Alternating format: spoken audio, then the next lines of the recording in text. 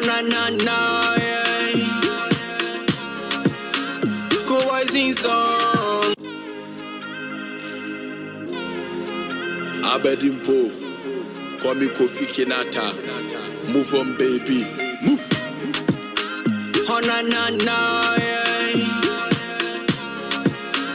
Go rising song. Abedimpo, Kwame Kofi Kinata. Move on, baby, move. Na na na, yeah. Go rising song. Abedimpo, Kwame Kofi Kinata. Move on, baby, move. Na na na, yeah. Go rising song. Abedimpo, Kwame Kofi Kinata. Move on, baby, move. Na na na, yeah. Go rising song. Abedimpo, Kwame Kofi Kinata. Move on, baby, move. Na na na, yeah. Go rising song. Abedimpo, Kwame Kofi Kinata. Move on, baby, move. Na na na, yeah. Go rising song. Abedimpo.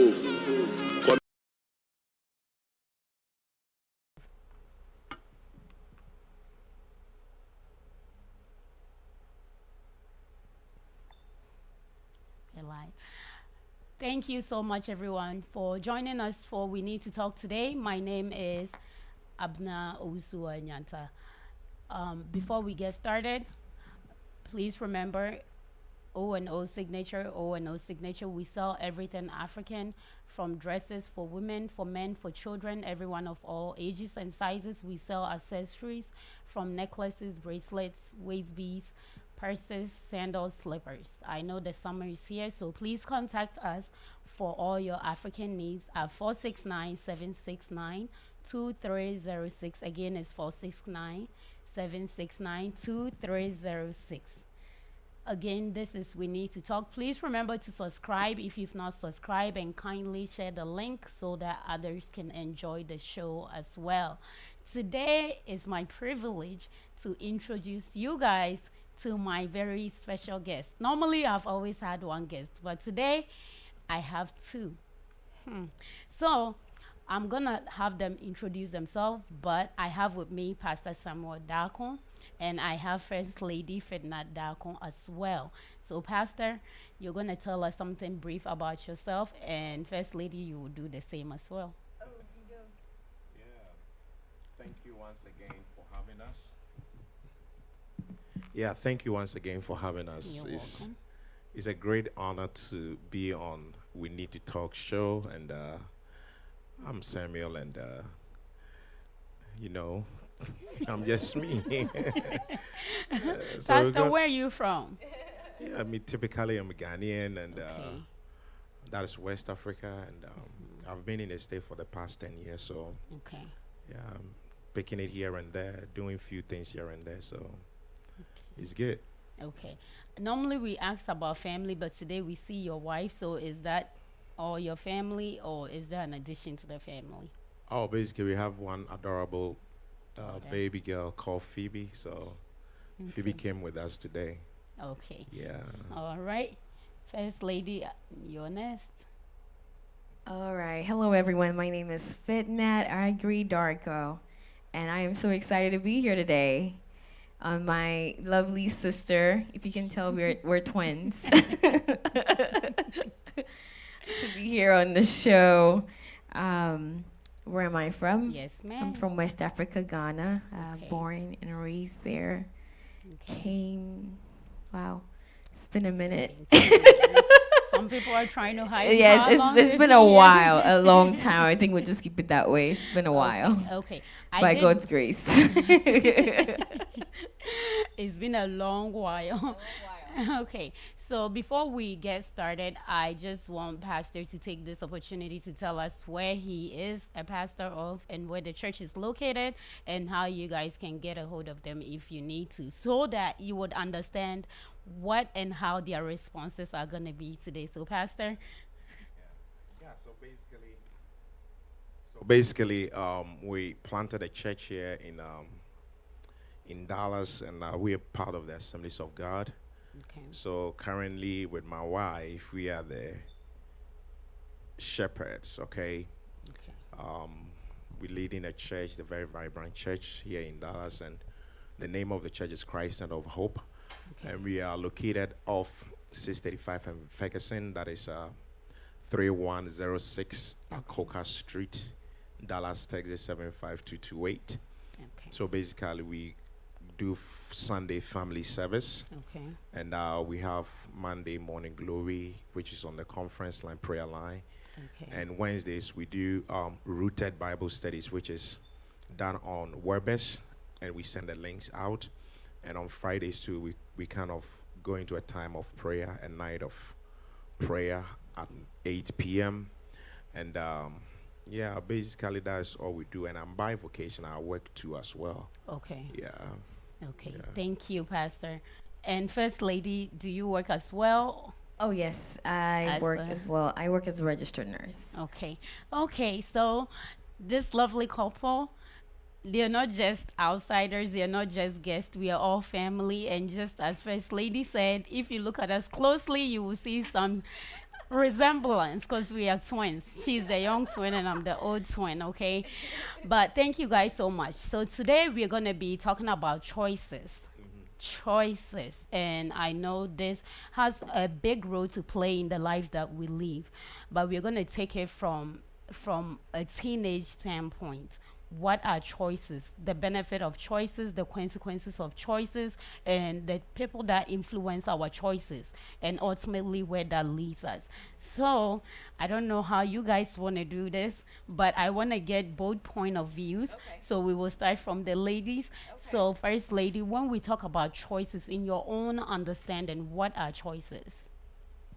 When I think about choices, decisions come to bear, meaning that you have a couple of pathways that you can choose to follow on.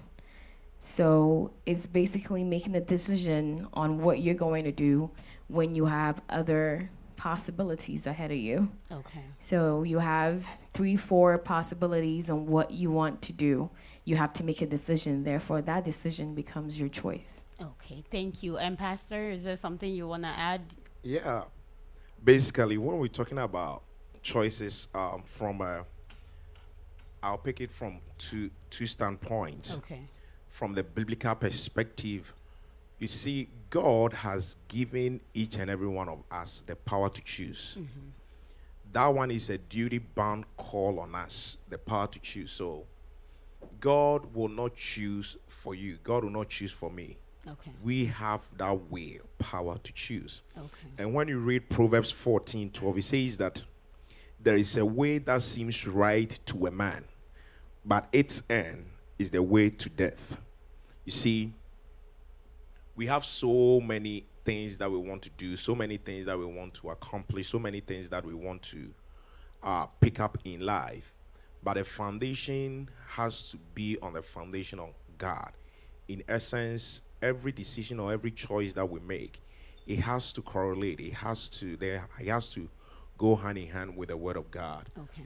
That whatever that I'm doing, whatever that I'm about to do, does the Word of God approves of it Blessing. for me? Does the Word of God allows me to do? Does the Word of God gives me the grace and the go ahead to do it? So when we're talking about choices, God has given us the power to choose. When it comes to our world today, especially where we find ourselves, we live in an environment and we live in a society whereby there is a lot of opportunities to choose Bless from. you. Amen. A lot of Amen. opportunities to choose from. And when we're talking about being a young adult, being a teenage adult, I mean, being an elderly person, There are a lot of opportunities. There are a lot of things that present itself on a daily basis. But the point here is this: there are so many ways that seems right in the eyes of man. But at the end, you ask yourself, is this one going to lead me to eternity? Is this one going to bring me the joy that I need, not the happiness? Okay. Because happiness is temporal, but joy is something that is within, you know. It's like finding your foot at the right place and doing what you love to do, but at the same time making the best decisions and choices at the end of the day. Yeah. Okay. Thank you. So now we are talking about choices, and many a times I think we focus much on choices that we think are big choices, and in our daily life we make choices all the time, like from what we're gonna wear to what we're gonna eat, what I'm gonna say to the next person. They are all choices. So at what point do we need to welcome advice from others in our choice and our decision making? I think I had read somewhere some time ago when I took psychology that, you know, like the prefrontal cortex, like I guess your ability to make decisions, that in that part of the brain does not really fully develop till I think the person like about 25 or there after. So if we're talking about teenagers, people are still growing, people are still developing. So at that time, you are not quite there to be able to fully make, how do I say this? A decision. You are not fully to make a good judgment call on certain things. So you certainly need the advice of other people. And of course, you can always look to people that are older than you because they've probably been there before. They have probably experienced that before. They know somebody that experienced that.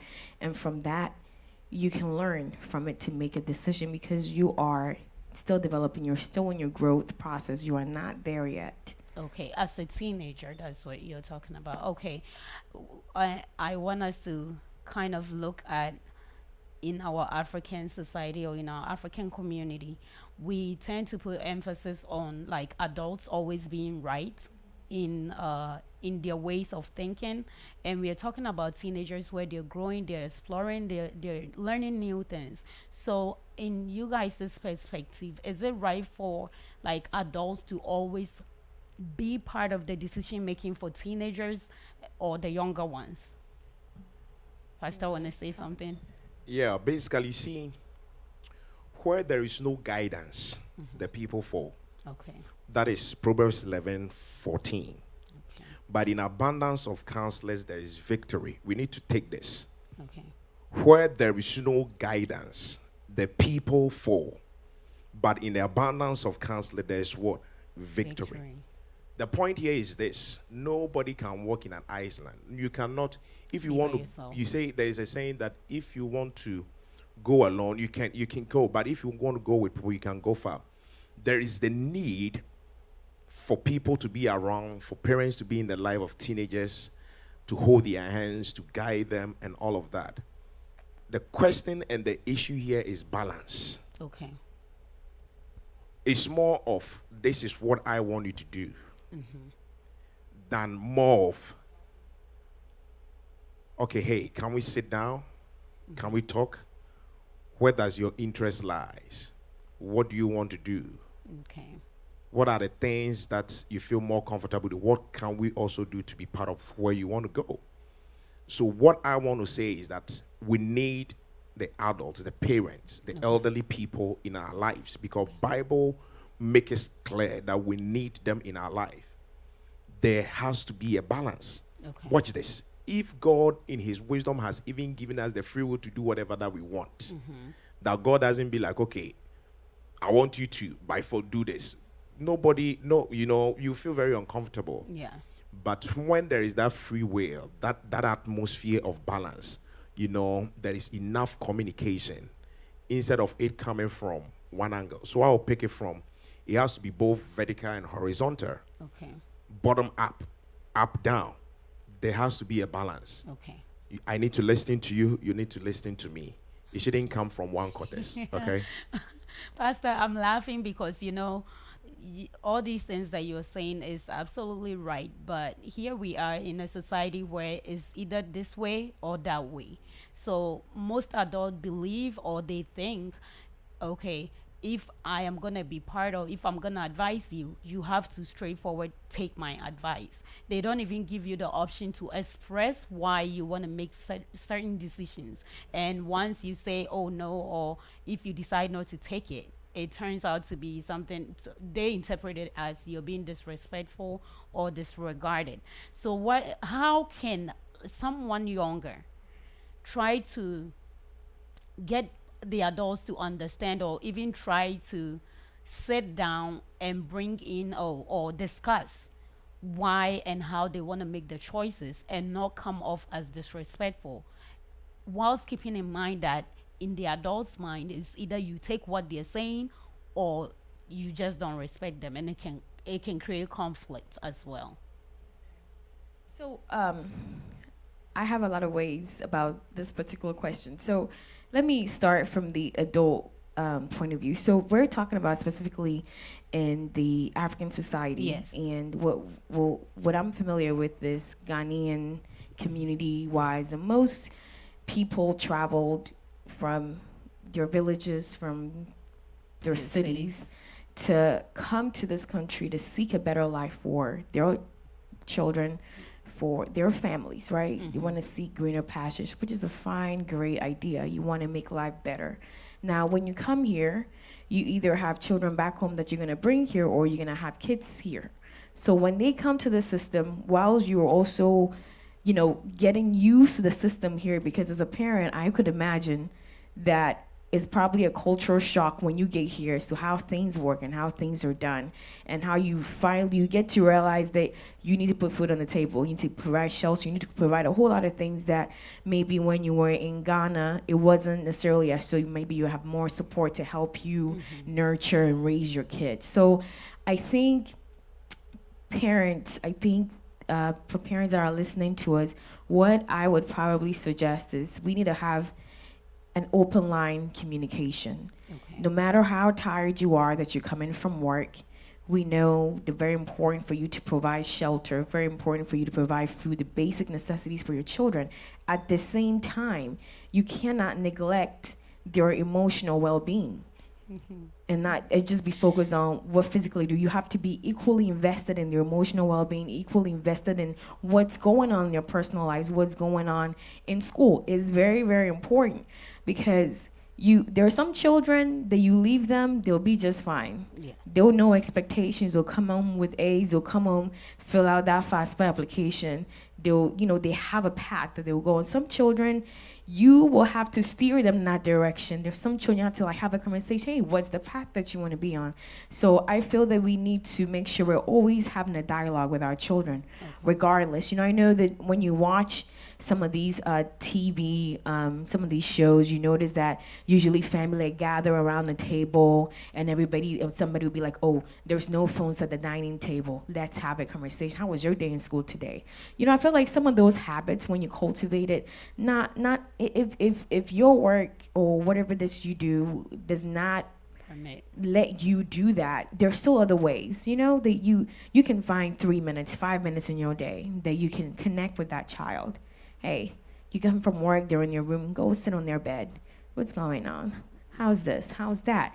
A child might probably like, do I really want to know my parent about? But as a parent, I feel that when you keep pushing that, they'll probably feel like, oh, it seems like they're really actually interested in something that's going on with me. Maybe I can open up to them. Yeah. So I think that open dialogue and communication prevents a lot of, you're not taking my advice, you're disrespecting me, that kind of thing. It's where you start with the kid, and where expectations are set, then that's how it's going to flow through. If that's not made known, that's not what things are, then everything is just going to go amiss. Okay, so Pastor, it seems like your wife took the perspective of the adult. So can you address the perspective of the young, them trying to approach an adult to actually have a conversation about decisions that they're making, but then in often situation, adults believe, okay, if you're gonna come to me with this, then you have to do it the way I'm gonna say it, not even trying to listen and take into consideration why the younger person want to do it in their way. Yeah, it's a big challenge. We had a conference in Houston, and I kind of touch on this subject, and you can see that most of the young ones were like very eager. They wanted to voice out so many things. The point here is this: it's not the young one; it's more of insecurity on the side of the parents. Okay. Okay, Okay. so let me give you a scenario. For instance, we have been brought up. Our parents feel like, okay, since I'm coming from Ghana, automatically I need to marry a Ghanaian. Okay. You see, if I tend to maybe marry somebody from a different nationality, they are more concerned about the generation, the people that will come After. forth afterwards and all of that. Where would they go and all of that? But they are not willing to even break that mindset on and that culture of trying to even learn what goes on the other part of the world, you Yeah. know. So on the side of the kids, because you find yourself whereby these kids will be around and they will listen to you to certain point. But when they get to another stage and they get into more of the community, the society, they feel like, oh, they allow them to do this, they allow them to do that. But where I'm coming from, it seems like I'm be limited, and it's more of, if daddy says this, you don't have to question it. When they break out and they leave, it's very tough and becomes very difficult. So the point here is this: young ones, listen to me. Our parents are good. Some of the things that they do, they are doing it as a result, or they are coming from how they have been brought up, how they have been trained. Okay, and there is a shift in the sense that you could see that those that are born here, or the young ones that migrated in here, you could see that you go to high school here, you go to college here, and all of that. Definitely your thought processing, the way you see things, the way you look at things is a little bit different. So we need to listen to the advice from the elderly. The elders also too, they just have to be in a place whereby they are not coming from an extreme position, an entrenched position, whereby this is what I'm saying you have to do, and that is it. There is always a need to open up a conversation, and that is what the parents, like few people that I've dealt with, they are not willing to do. It's more of, this is what you need to do, and at times they come into that sphere of comparing with, oh, have you seen that auntie's daughter, have you seen that auntie's son, and all those kind of things. So they have to be a good communication. You see, in our society, even when your daughter or your child comes to you, I want to do music full time, parents will go crazy because they don't even see the need or why you should go into music full time. You saw, they love you to be in the medicine, engineering, and all of that. It's a certain trend. But trust me, if you back your child with prayer and your child is know his stuff and wants to venture into that area, I mean, that person is pursuing their giftings, their purposes, and all of that. There is joy at the end of the day. They are doing with a passion. And you can see even the end result. They even make more money than even these The other career ones. fields that we want to do. But because we don't have any idea as to what goes into it, we just take it to be like, oh, this side of thing is not good. So I just want to leave it here and say that we need the parents. The parents need the kids, the teens, the youth. The youth also need the parents, but they have to be an honest and open conversation that is going to be mutual and is going to benefit everybody. It shouldn't be a top approach. Everything is like a command coming from the top, and all that you need to do is just obey. It doesn't work like that. Okay. You know, I. It's just that, Pastor, you mentioned something that kind of tuggles me a little bit, and I just have something to say. When it comes about a choice, for example, you have a child that's, it's almost done with high school, and they come to you and they're like, oh, the path I want to take, I don't want to necessarily go to college. I want to do music full time. I want to do art or something. Now, my little bit about a parent concern is, I am from a school of thought whereby I believe that you want to be able to get to that point of life that you are not becoming a burden to somebody else. You need to make something out of yourself. So In that situation, you have to meet that your parent halfway. Go to the school, get a degree that you know you can work with, something you can fall back on just in case what you want to do, like the music, you want to be a football star or basketball player, that's what you want to do full time. What if that falls through? You need to have a contingency plan. And usually that's where parents' guidance come on.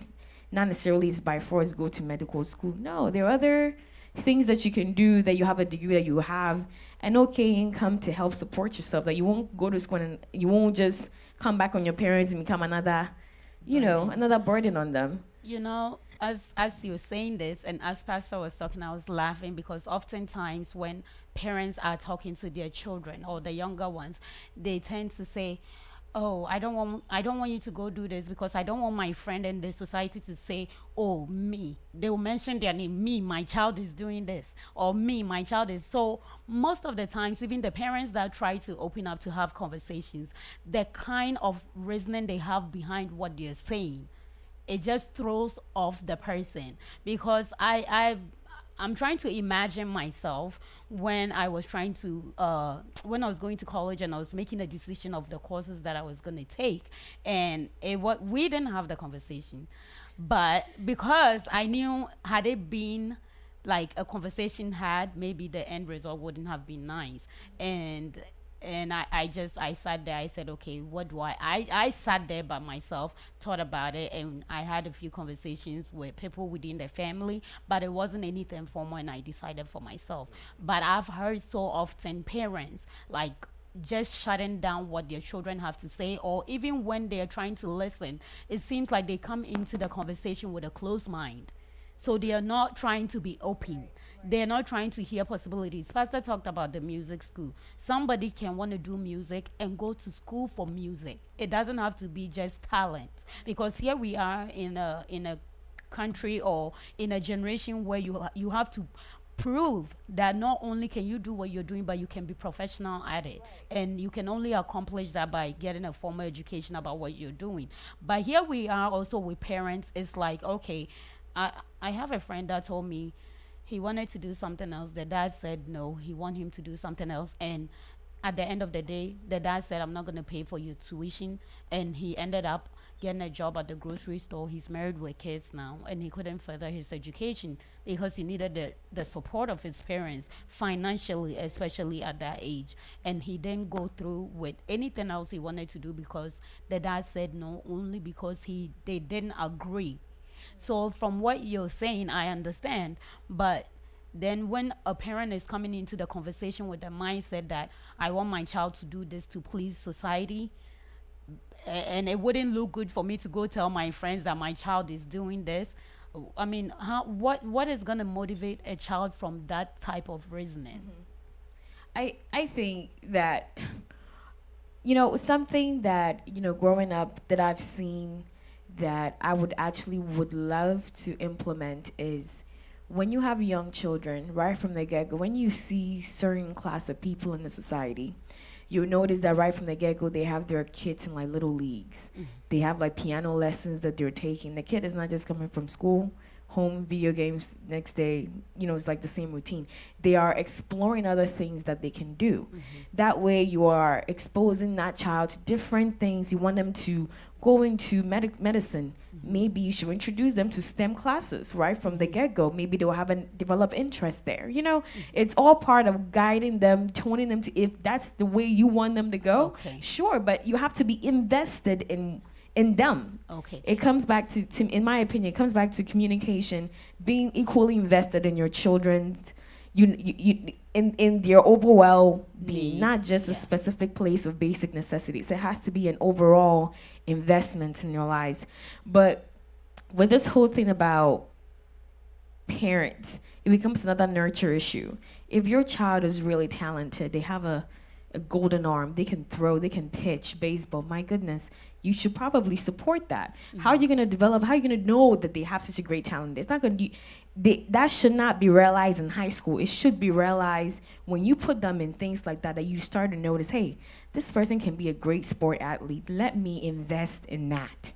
But how often do we even see our African parents investing in their children's talents See, that's besides academics? Because academics, we can all say or we can all agree on that they're invested, but not even when I say their invested, investments in not academics. that- I'll even it's disagree even with you on limited. that. Yeah, that's why I didn't finish that, because it's like parents who say, hey, did you do your homework? Hey, are you doing That's your homework? all. But then they expect you to have the grades. Right. But here we are talking about guidance, advice, and all that, nurturing and all that stuff. A child don't necessarily know anything. Right. That's why we go to school to learn. But if we come home and we don't put that in practice, we are not gonna remember. And like you said, there are some children that can flourish independently. Right. But then we also have children that needs that Yes, support. absolutely. So as a parent, if you're just okay, I put you in school, I'm giving you food, I make sure I pay your phone bill, I make sure I buy you That's clothes not and all enough. that. How do you expect that to generate good grades? Just because a child is eating and wearing nice clothes, does that generate good grades, or does that guarantee you that they're gonna become something in the future? You know, I think one thing that usually parents forget, and I'm sorry to be taking, it's just this part is very passionate to me. My goodness, I can go on all day about being invested in your kids overall. When it comes to school academics, the reason that I would say parents are not invested as they think they are is that there's a whole lot that goes into it. I believe is the teacher, the parent, and the kid, and whatever school district that kid is in is a big deal. There's some school districts, when you look at the rankings that they are and the kind of like tests that they put out and the results, my goodness, it's mind blowing. You know, when you see a school district that is like graduating everybody and then they come out, they go to college and they're doing so poorly. You know, so I feel like it starts from doing a lot of research, even where you're going to even live Yeah. and the schools you're going to put your kids into. And those are PTA choices conferences. So all these things are very important that if you say, I'm invested in my child's education, it starts from there. and I don't mean to cut you off, but these are choices that parents are making that are affecting Yeah, the children. absolutely. But they don't realize that. So if you decide to go live in a neighborhood because of financial limitation or constraints, you decide I want to live in a low budget area. Definitely the school district is going to be somewhere low Exactly. academically. And so if your child goes to that school and does You have to not- be double invested to make sure that kid is going to be successful because then if you leave it for the school district, They're they'll not just gonna flow do them it. through the system just like that. So now, even from the very beginning, the choices of an individual start off, or the roots of it is the choices that the parents make. Absolutely. But yet, when the result comes out, the parents attacks the children that they are irresponsible, they are not hardworking. And I do understand that there are children that are lazy, Yes. but they can actually do something. Absolutely. Because if you take it for instance, a parent that work 2 or 3 jobs, you're hardly at home. You don't see what your child is doing, and you're just trusting the child to get up, go to school, come back, do their homeworks by themselves. Sometimes some of these homeworks, like even for elementary school, me myself, I look at them like, I didn't do this. when Oh, was in I high agree with you. I did some tutoring for some 6th graders a while back, and I was like, "What is this?" So it's no joke. It's definitely something that we have to look into. And of course, we're not gonna come here and sit here and say your 2-3 jobs that you're working is not important. It's very, very, very is. important. But we also have to know that just as you made that choice and you have a child, that's like a responsibility. You know, we've been talking about something about stewardship. God has given you that child to be steward over. Therefore, you need to be committed to the upbringing of that child in all aspects of their life. So you have to be invested. That's what a parent is. It's a hard job. It is a hard As job. we've come to soonly realize. So God bless all parents. Y'all are doing an incredible job, but there's definitely more room for improvement.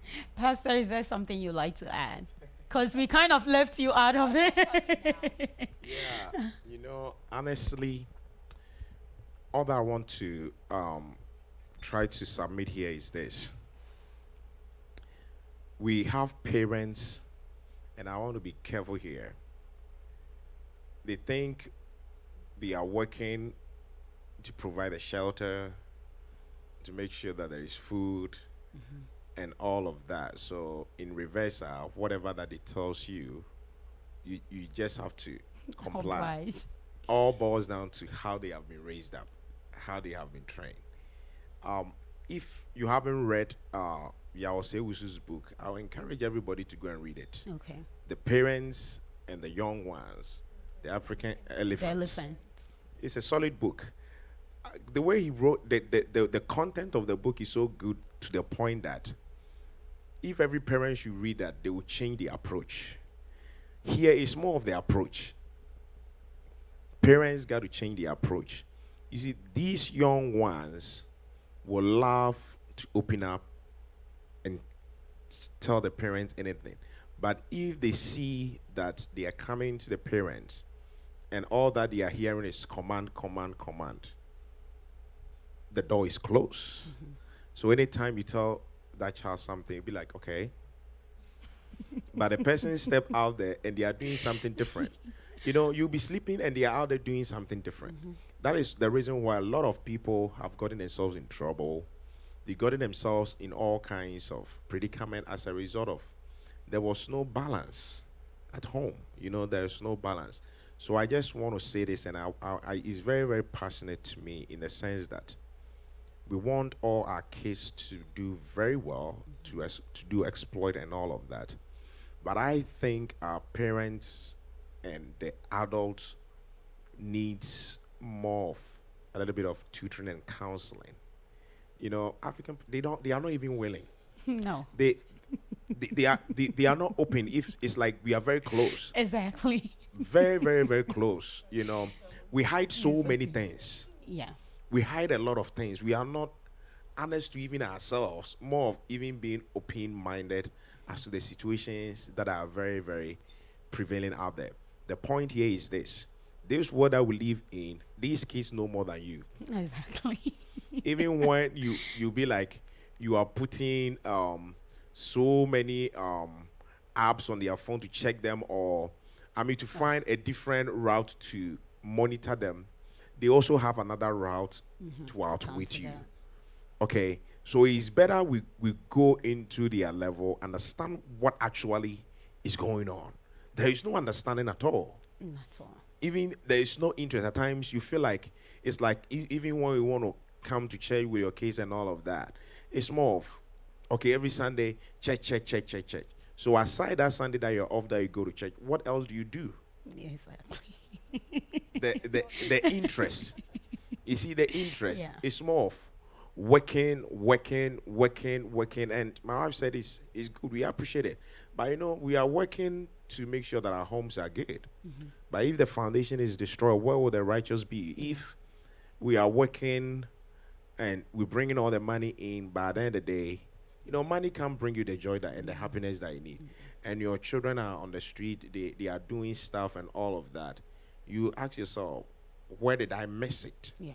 So we need to go back to the drawing table. And parents, listen, hear me. I mean, if you're going to watch it later, just listen. You need to go back to the drawing table. Get the kids out of the house. Get into a restaurant. Get outside of the community. Get outside the neighborhood. Drive with them. Take vacations. Listening to them when you are in the car. So what is going on? You know, listening, just get to know what is going on in their mind, the kind of music they are listening to, the kind of friends that they are talking to. Because these things, when they go off, it takes a lot of grace to bring them back. Amen. So I'm just having an appeal. And the young ones also too. You just have to be very, very calm and very humble and listen to your parents. Don't listen to anybody outside. All these kind of theories and all these kind of teachings that is going out there, and friendship that can easily lead you into distraction. You know, you just have to be careful. The choice is you have to choose the kind of friends that you want. Me personally, if you are not adding up to my life and I'm not adding up to your, I don't see the need to even Waste your time. Very, very much so, because time is precious, and every moment you need to make a move. You need to progress. You need to advance. So you need to surround yourself with people that are going to help you, and you're also going to help them. So you need to also understand if you are in school, college, high school, university, I mean, and you are in a hostel or we are going for a party, we're going to do this and all of that. You see, that is a choice. You can choose to be like, I need to rest, I need to sleep, or you can choose to go. The bottom line is this: all days are not going to be the same. There's one day that the results is not going to be good.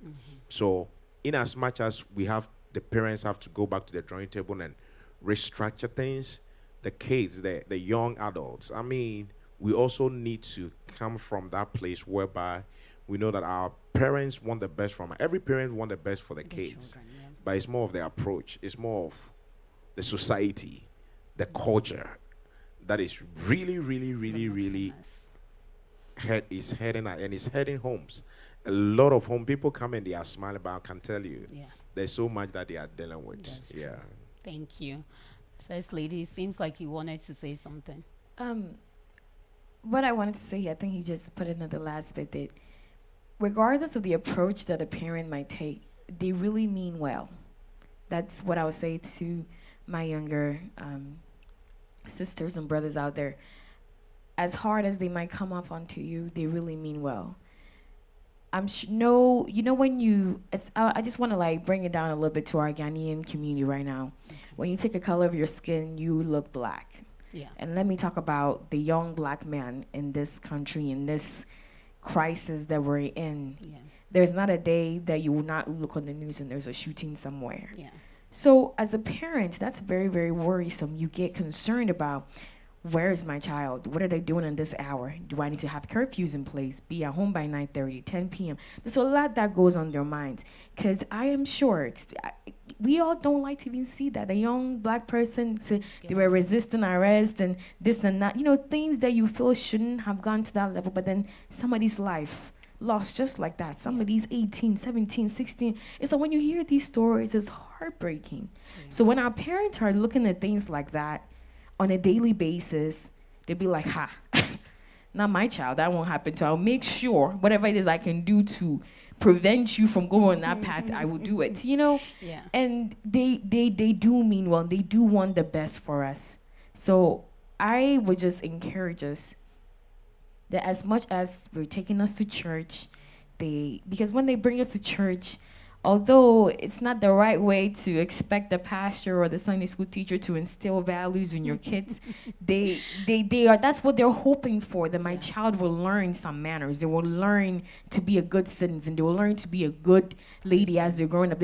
It's all, they mean well by the little that they can do. So we also have to understand that we have parents coming from a complete different culture. They are. Different societies. So as much as you talk about parents, this and that, they have to also, also come a bit to their level to be understanding about the things, the way they do it and why they do act it that way. Okay. I'm just gonna sit here and be an advocate for the youth, because most often when I talk to you, the kind of things that they say, and you did mention that our parents are coming from a different culture, but one thing that sometimes our parents also don't take into consideration is these children are either born here, and even those that are born back home are born into a completely different generation. Expectations and the pressures are way different. So you as a parent that has been here or that has been in the world before, and you have experience and you know the ins and outs, you want to do best by your children too. But like Pastor said, it's the approach. And parents are the head of their children. When somebody sees, especially in our society, when somebody sees somebody, they will say, oh, somebody's child. And so if your child is doing right, the credit will go to you. And if the child is doing wrong, the credit will also go to you. But most often our parents just say, or they just expect that, oh, in my time, these are comments that you get to hear. Do you know what I was doing? I was carrying water on top of my head. We didn't have electricity. Exactly. These children cannot relate to that. Relate to that. Exactly. And they are here in a generation where there is so much going on and there's so much on them. And one thing that I have noticed is when parents continue to use this cultural approach that has placed a lot of limitations on us, it breaks trust. And that is where the choices begin. If I don't trust you, I am not going to consult you when I'm making a decision. It doesn't matter how big or how small it is. If I trust you, even in the small things, I can come to you. So when you talk about like the young black child, like walking on the street and getting shoot, some of these children are out there on the street because families are not even concerned about them.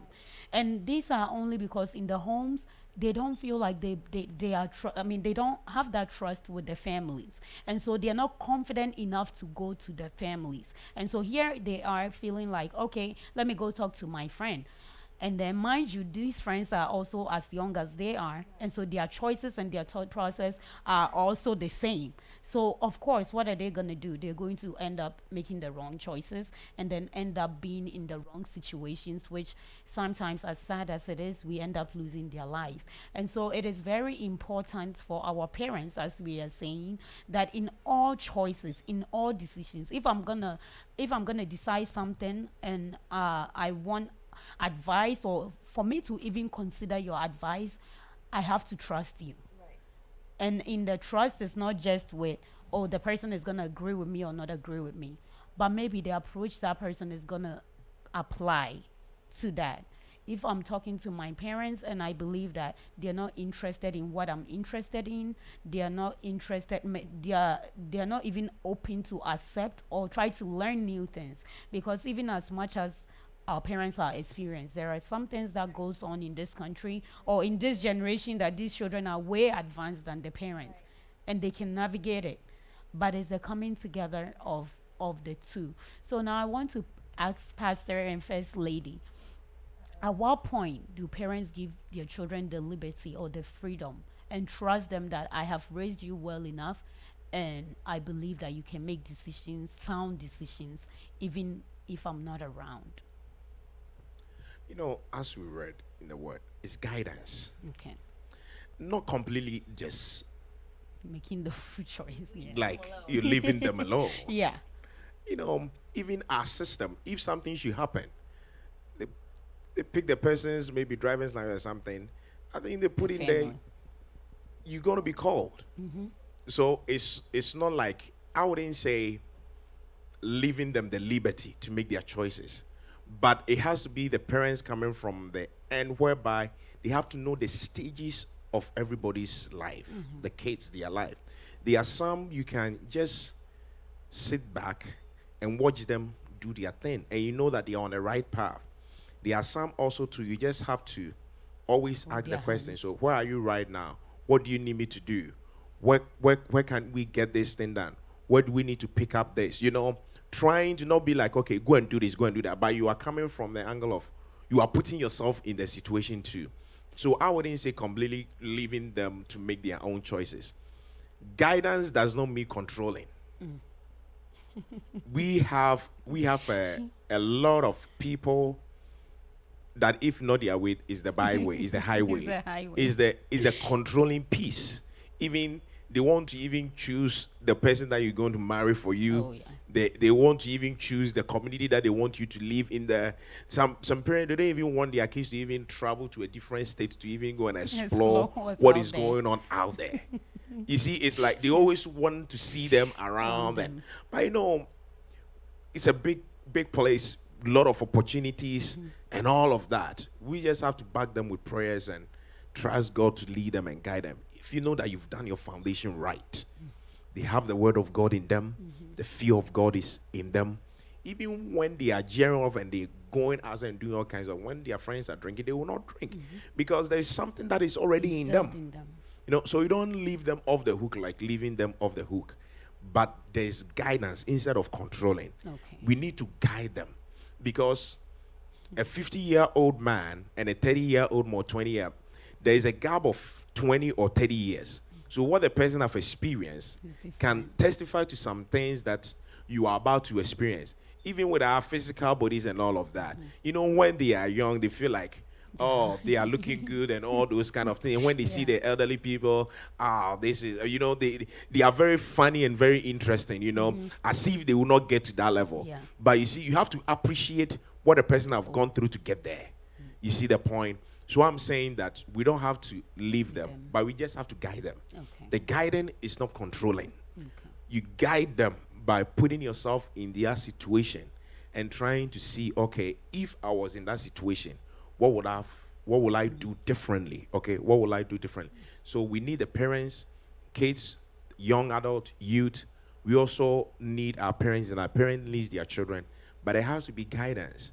We need to let our kids, our children, the young adults, the teens, we need to make sure that they are being guided. Okay, they are coming from a nice and a sound. They have a clear and a sound mind. One of the things that is very, very detriment to our society is that our children, those here, those that are born here and those that came in young, can adapt it. The culture, they are very bold and they speak out, not in a negative way. Like I think can get into a heated argument and all of that. But you could see that when they see this is black, you can't tell that person to say it is Be white. quiet. Yeah. You see, there's they say it as it is, but where we are coming from, it's like they suppress you. Yeah, let me use the word. They suppress you, but they don't know they are even suppressing with their cunning ways and teachings. Oh, as for this one, you just have to do it this way. And as for this country, I mean, when somebody is giving you, they can hold a cup and just use their left hand to give it to you. To the other culture, it's nothing. It's nothing. But where we are coming from, it's like you are disrespecting the person. So when we come to this level, we understand that when you are talking to the elderly, you don't put your hands in your pocket when you are giving something to your right hand. But we should not also make it sound like make it feel like if consciously or unconsciously the person use the left hand or something, it's like it's a taboo Automatic, or yeah. something. It's we can still correct and train and guide in certain direction. We don't have to leave them. You just have to always guide them. And everything depends on the parents. Some holidays, hey, you guys come around. What do you need? There's something that we need to do so that they will be willing to do what? Come home more. But a lot of these cases, when I get 18, I want to be out. When I get my car, you won't see me. I want to leave the house. Because when you listen to them, the answers or their reasons, it's very, very petty. It doesn't hold. But they feel like leaving will give them their peace of mind. And that's where they are going there, in the wrong direction. But when they have that atmosphere of better communication, there is balance. They listen to them, you listen to them, you take them out, and all of that. You could see that there is that bond and there is that cohesiveness in that home, which will help each and everyone. So don't be like leaving you liberty to just make your own whatever choices. you want to do. Okay, First Lady. Your question is, at what time do you leave Give them the to make liberty their to. own? Pastor talks a little bit about foundation, and I talk a little bit about investment. Okay. I think that if you have the kids on a good foundation, preferably, I don't know if I should say this, but I do think that it's always important to have a two-parent household if possible. I think that goes a long way into how your children are going to eventually turn out. That's all part of your foundation, what they've seen. Kids that are coming from a broken home, you can tell. Kids that are coming from a two-person, it's also different. People that have experienced loss, people that are being raised by other people in their family. So I think if you have let me just say two elderly people that are taking care of them, that are their guardians or taking responsibility, maybe not necessarily living in the same roof cry. It's still, you have two adults that are present in your lives. Yeah. One thing that I've learned through school is one thing that children need is consistency. If there is a lack of that, the kid will know. So at one point, do you leave the kid alone? I think it depends on the kind of child that you have raised. If you know right from the get-go that you did not do as a good of a job in the investment and the foundations and raising them up to make wise choices, bringing them into the house of the Lord is very, very important. Having them involved in the things that goes on in church, not just come and just sit there and then you go. Have them involved in something at church, something that will spark their interest. That will also, as you come and you sit in the house of God, you listen, you hear things, these are things that I should do, these are things I should be mindful of, this is how I should draw close to God. You know that you are building up a child that will not necessarily make perfect choices, but they'll be okay. I wanted to use myself as an example. Mom and Dad, you forgive me.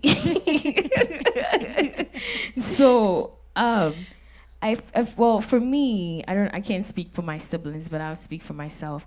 In our household, my father in specific, he is, and my mom too, they're very trusting people. And the reason that I felt like my dad had given me a lot of latitude to do whatever it is I can do, because at the end of the day, I provide the results that he wanted. He has expectations. This is what I want. I want you to be the best version of yourself, however that would be. But of course, as an African parent, they have a specific expectation, a way of it. But it's very clever. And I feel like that was very clever of them. Yeah. Expectations here give you a lot of latitude.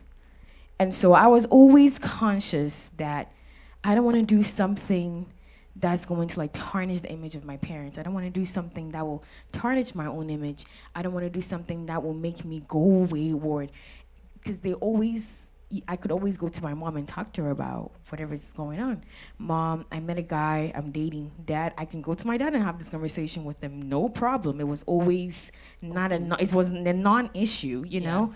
And so I think that for me, that trusting that they gave me was what kept me in check to make sure, because you don't want to lose that, My aunt used to say that, cry out, but you give them free and then they add dumb to it.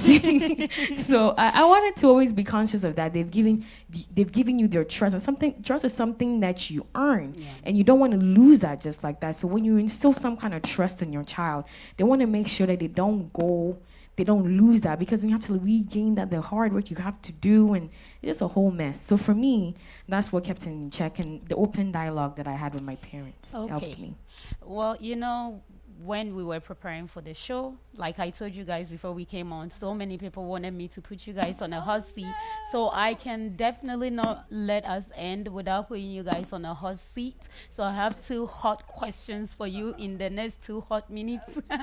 But as leaders of a church, what role does the church also play in helping these young adults know and be able to make good choices? Very important.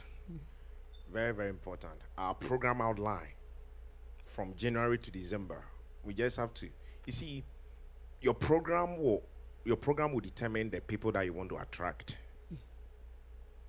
Okay? And secondly, the message on the pulpit. Is it a message that you are always making reference to when I was in Africa and all of that? And imagine you have about, let's say, 30% of people that grew up there and 70%. So you could see that you are not reaching out to the 70%. So the role that the church plays when it comes to the young adult is having very good, and it has to be intentional, it has to be deliberate programs for them. Talking about resources that they use for Sunday school, resources that they use for their small group meetings. So for instance, I can speak for myself. Right now, there is what we call mentorship program. So we have mentees and mentors. So everyone have gotten a mentor and a mentee, the teens, the young adult and the youth. So every week they meet 30 minutes.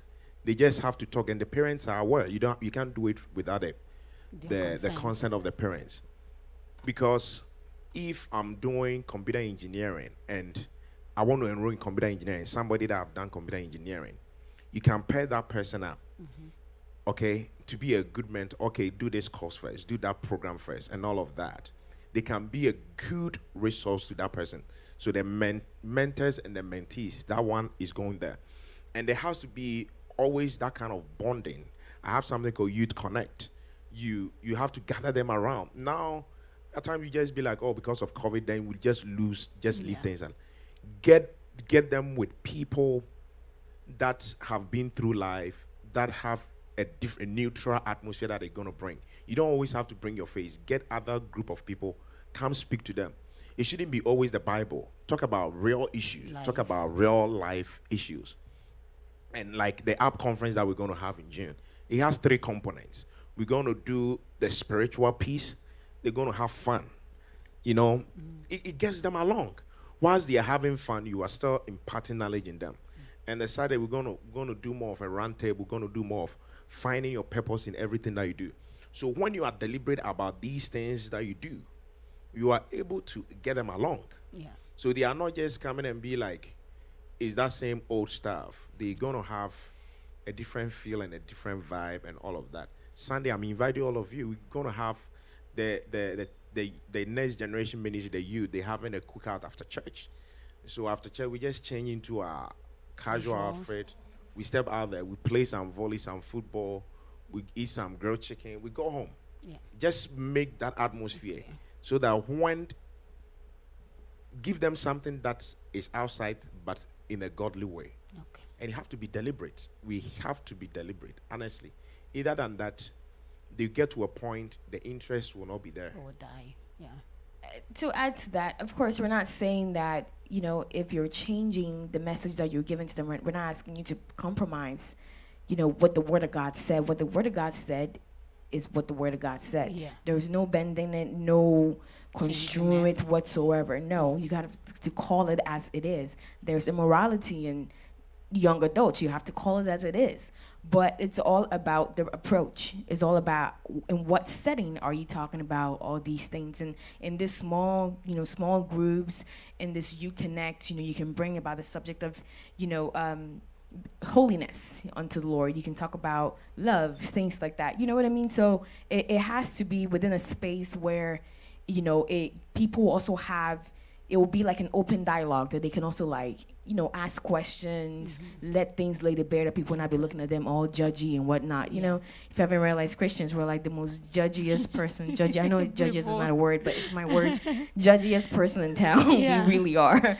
So with that being said, of course, Up Conference is coming up, and we love to invite any youth group within the DFW Metroplex. It's going to be fun. It's going to be great. So, yeah. Awesome. Okay, well, your last hot question. This one is for both of you. So, for audience that don't know, First Lady is a pastor's daughter. So the question is, First Lady, did you marry a pastor because your dad is a pastor? And Pastor, did you marry First Lady because her dad is a pastor? Oh, what a clever question. Very clever question.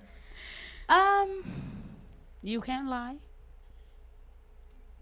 That's a very interesting question. I guess I haven't really thought about it. But I mean, it's all boiled down to the choices.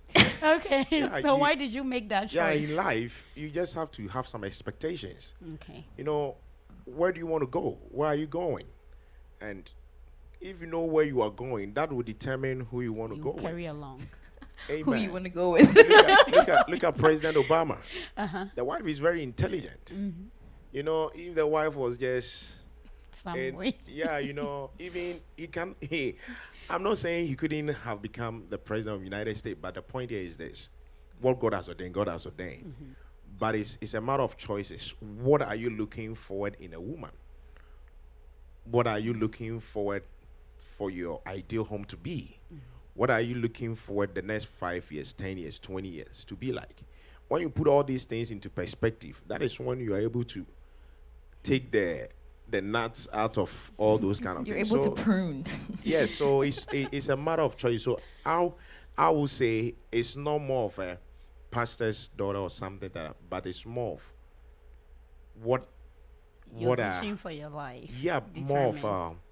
where I'm going, more of what I want to do with my life, Okay. and the person. Does the person meet those Those things? Mm, Yeah, it's so- very important. First Lady. For me, you know, I think that at one point growing up, I did kind of tell myself that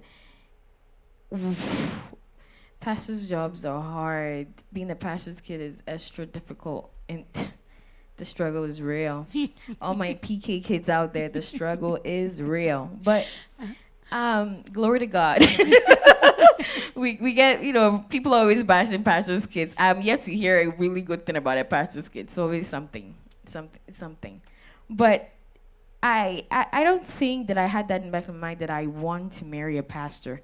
Okay. As a matter of fact, probably I did not want to marry a pastor. But I think that it's all about, like he said, I want somebody that's going to help build me up, somebody that's going to push me to excel in things that I want to do, somebody that I can find. I saw something, I think was somebody that posted this. So he said that you can realize your dream in his vision. And I felt like that is so pivotal. You want to find somebody like that, that he has a vision because he's the head, but you also want to make sure that your dreams are realized through that vision. And so for me, that's what made it for me to happens to be a pastor. Yeah, guys, it's Pastor all like about that. choices. It's all about choices. If you are looking now, the beauty, let's go out and sit down and eat, let's have that vacation, and all those things are needed. It's very important, but life is not static. Life is in emotion. So you always have to make sure, and the decision that you make today is waiting the for you. consequences are waiting for you right there tomorrow. So it's very, very, very important as to making the right choice. And you can't make any good decision without the help of God and without the help of the Holy Spirit. So we need that. Okay, so Pastor, before you put your mic down, finally, what would you say to first the parents or the adults that are watching us, and then finally, what will you say to the young ones that are also watching us? Yeah, parents, I'm coming from the angle of being a teen or a young adult. We love you. We thank you for the shelter, the provision that you've been providing for us and all of that. But we have to understand that if there are some things that we don't know, we need to read wide about it. We need to ask for help. And we need to make a conscious effort to make sure that we are understanding the dynamics of how things are moving.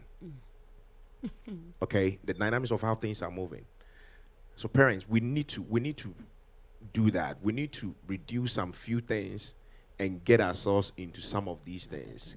Get into books, get into conferences. Now so there's a lot of resources out there. Get some good counselors. Just pick a conversation and all of that. You pick one or two things to help build your home.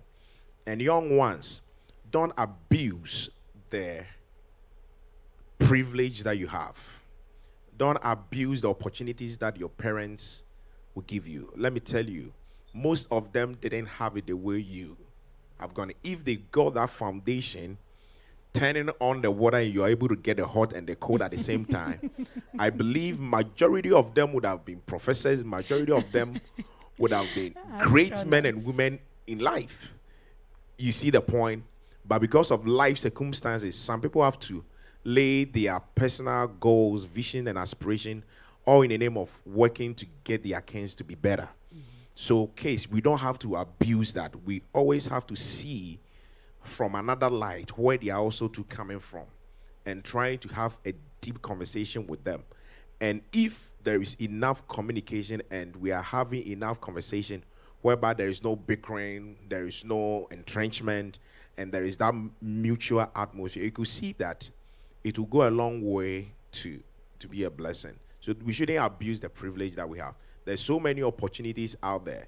Don't settle for McDonald's. Don't settle for Walmart. Don't settle for Chick-fil-A. There's so much that you can do to better your life. Don't settle for less. There's so much that you can do to go up. The glory of the youth is in their strength. There's so much that you can do. So much. So much. The sky is not even the limit. Thank you, Pastor. First Lady, so what's your advice for the parents, and then finally your advice for the young ones?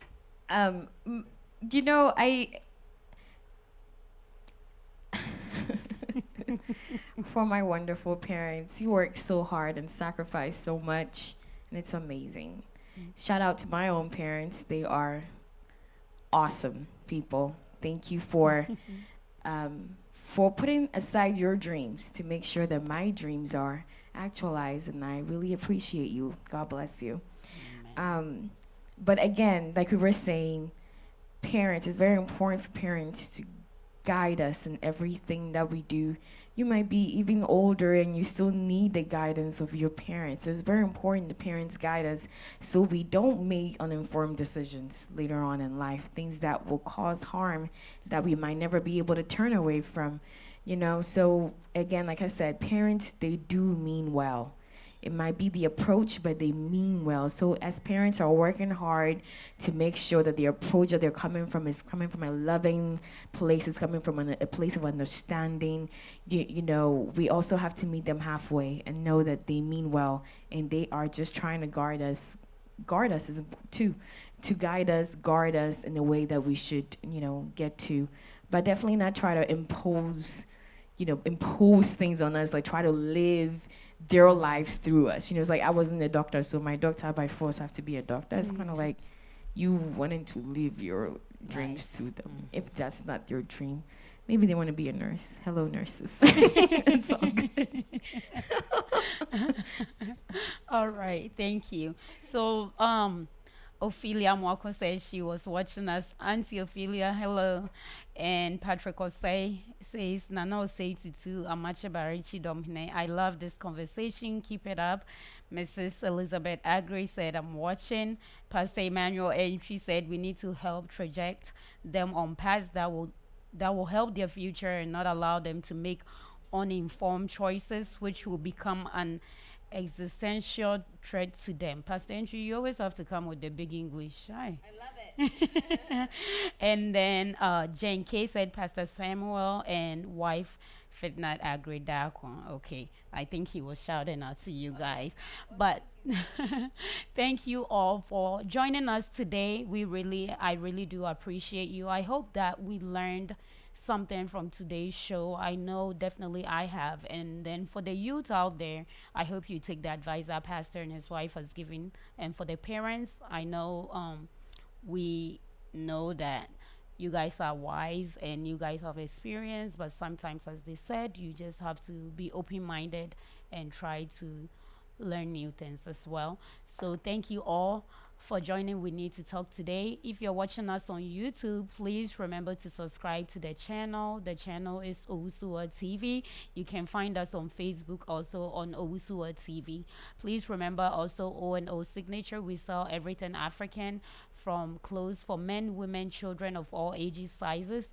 We sell accessories from sandals, slippers, purses, bracelet, everything that you can possibly think of. You can contact us at 469-769-2306. Again, it's 469-769-2306. You can find us on Facebook and on Instagram at OO Signature. Again, it's OO Signature. Please also remember, I just like to also announce African Media 247. African Media 247 is an online radio. We have shows on there from Monday to Sunday. So there's always music playing. If you're interested in listening to African music, tune in to africanmedia247.com 24/7. Meaning 24 hours of the day and 7 days of the week. We have lineup shows on Saturdays and Sundays. So please join us when we are on there too. And finally, Pastor and First Lady, thank you guys so much. God bless you for coming and gracing us with your presence and with your wisdom as well. I can't wait to sit with you guys again. And next time, I'm hoping that Phoebe will be ready to sit with us too, so she can tell us what she has to say All too. good things. Thank you so much. Thank you for having Thank us. you for having You're us. welcome. It's Thank you always for a having privilege us. and an honor. You're welcome. Yeah, you're doing a good job. Keep it up. Thank you. Yeah. Thank you. So you guys have a wonderful week. I hope that the Almighty God will keep all of us, and we will see again for the next We Need to Talk. Thank you.